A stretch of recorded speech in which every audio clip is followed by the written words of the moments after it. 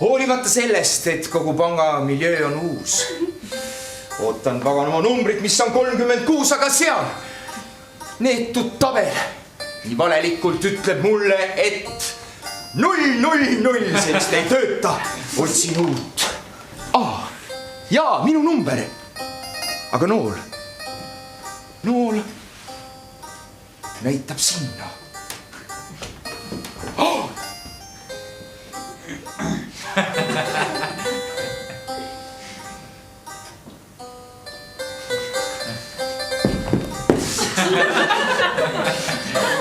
Hei sina seal, noor kukk!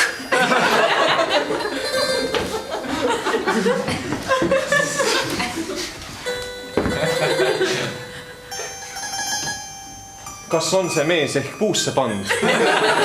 Kellega räägib küll see noor sand?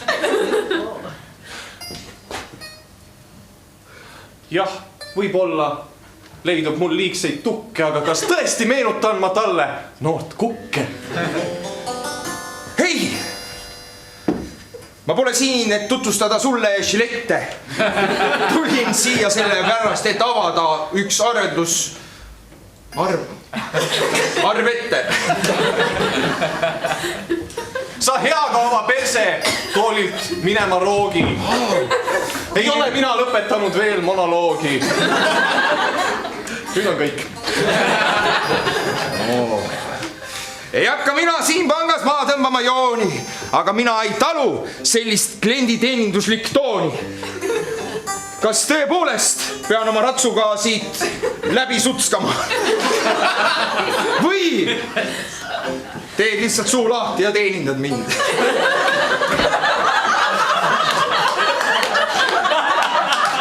Hoia minu krooni. Noor kuningas taamalt jõudis hoovi.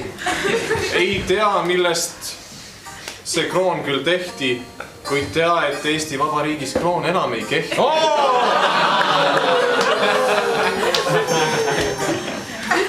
Ma olen tundnud selliseid momente ja hetki, aga minu kuningriigis lendaski kroon lehti.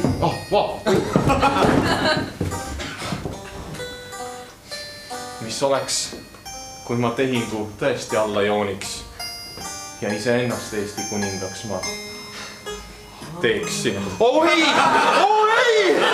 Mind tabanud on hala!